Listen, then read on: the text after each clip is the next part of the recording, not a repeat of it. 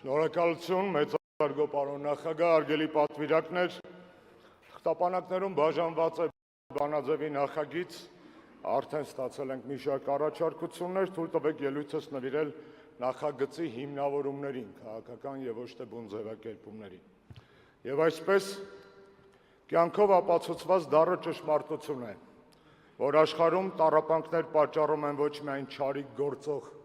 վատ մարդիկ, այլև լռություն պահպանող անտարբերները։ Եվ այսօրվա իրականության մասին լռելը համարժեք է հանցակցության։ Այո, մենք ներընդդիմադիր համերաշխության կողմնակիցներ ենք։ Այո, ընդդիմության շարքերում,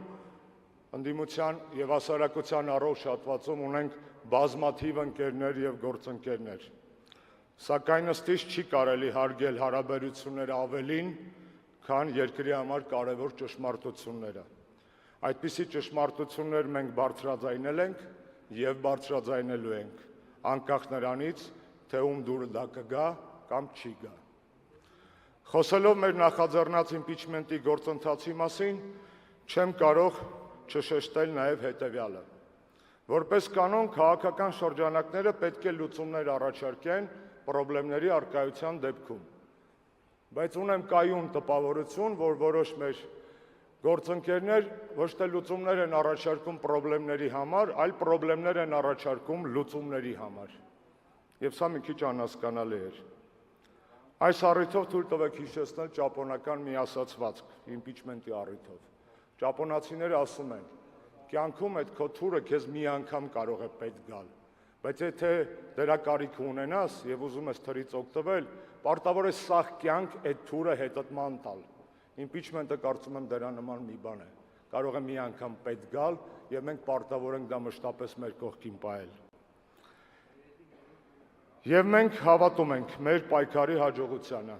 Մենք հավատում ենք Հայաստանի եւ հայ ժողովրդի ապագային։ Հավատում ենք, թեպետ այսօր շատերս այդ ապագան չենք տեսնում կամ դժվար ենք տեսնում։ Սակայն ինչպես կասեր Օգոստոս Երանելին, եկեք այսօր հավատանք նրան, ինչը չենք տեսնում, ու աշխատենք դրան հասնելու համար, որպեսզի տեսնենք մի օր այն, ինչին հավատում էինք։ Եվ սա է, կարծում եմ, մեր քաղաքական պայքարի համար հոգևոր խորհուրդը՝ հավատալ, աշխատել եւ տեսնել այն, ինչին հավատում էինք։ Այսօրվա Հայաստանում քաղաքական բանտարկյալների առատությունը վկայում է այն մասին, որ իշխող ռեժիմը բռնատիրական է։ Ինչպես յուրաքանչյուր բռնատեր, կապիտուլյանտը ավելի շատ վախենում է մտքից, քան բասքից, ազատ մարդուց, քան ամբոխից։ Կրկին 18-ի մասին խոսվեց այստեղ։ Մենք էլ մի բան ասենք, եթե կարելի է։ Արդյոք մինչև 18-ը մենք խոսում էինք մարդկանց հետ հասկանալի լեզվով, թե հնչում էինք որպես ամեն ինչից տեղյակ զայրացած գիտուններ, որոնց մի օր սկսեցին պարզապես չլսել։ Եվ 18-ին մենք կորցրեցինք իշխանությունը, իսկ ժողովուրդը պետությունը,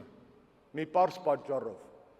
որովհետև եւ մենք, եւ ժողովուրդը կարծում էինք, որ այդ ամեն ինչը ինքըստինքյան է։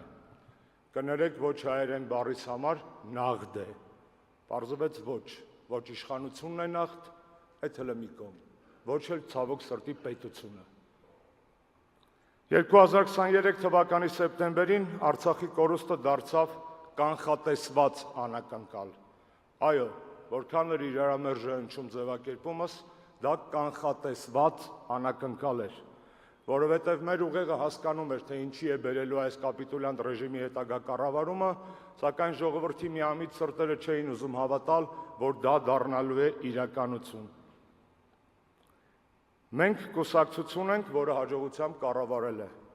Մենք կուսակցություն ենք, որը նաև սխալներ է թույլ տվել, այդ մասին խոսեց նաև նախագահը իր զեկույցում։ Բայց մենք նաև կուսակցություն ենք, որը սովորել է եւ սովորում է։ Օրինակ, մենք սովորել ենք, որ իշխանությունը վերջակետ չէ, կյանքի ավարտ չէ, իշխանությունը պատասխանատվություն է։ Մենք սովորել ենք, որ կայունությունը առանց արդարության եռացող կաթսա է,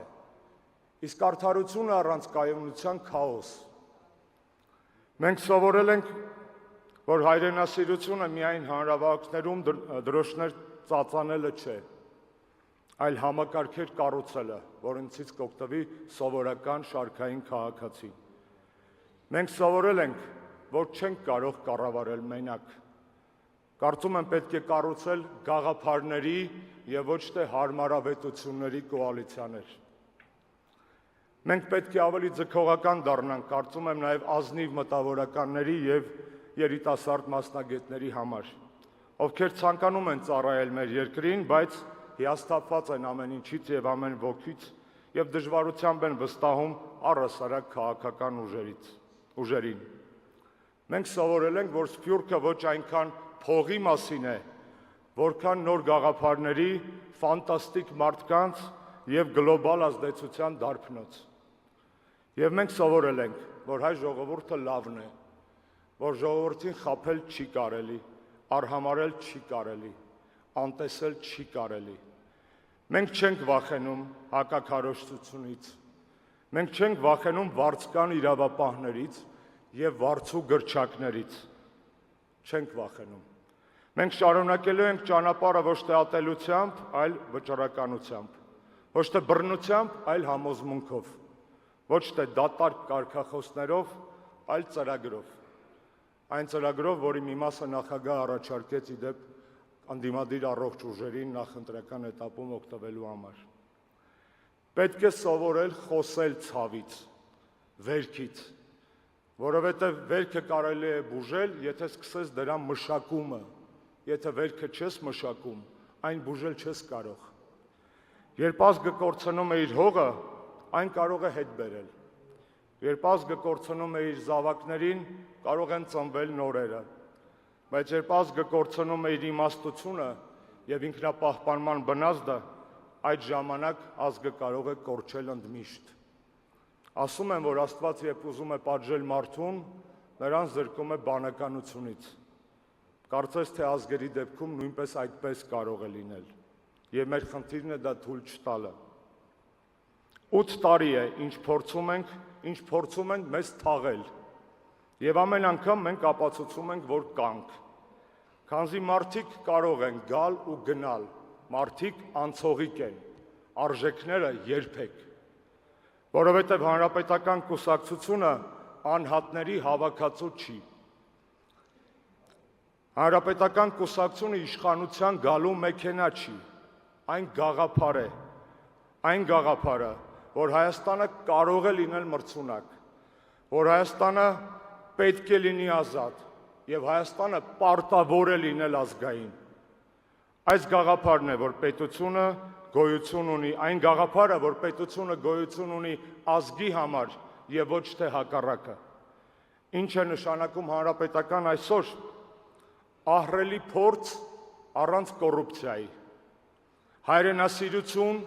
առանց դեմագոգիայի, ուժ առանց ամբարտավանության։ Նայեք այս դահլիճին։ Ես տեսնում եմ երիտասարդ դեմքեր, մարդիկ, որոնք դեռ չէին ծնվել, երբ որ հանրապետականը հիմնադրվում էր։ Ես տեսնում եմ կանանց, ովքեր ստանձնել են առաջնորդություն իրենց ընտանիքներում եւ հանրույթներում։ Ես տեսնում եմ մտավորականների, որոնք հրաժարվել են խոնարհվել այս նոր հերիտիկոսների առջև։ Ես տեսնում եմ նախկին զինվորականների, որոնք կռվել են մարտի դաշտում ու այսօր վերադարձել են կռվի, բայց այս անգամ խոսքով, գաղափարով եւ կազմակերպչական ուժով։ Մենք անցյալ չենք, մենք շարունակությունն ենք, մենք կամուրջն ենք այն Հայաստանի միջև, որ ոչնչացվեց, եւ այն Հայաստանի, որը վերածնվելու է։ Շնորհակալություն։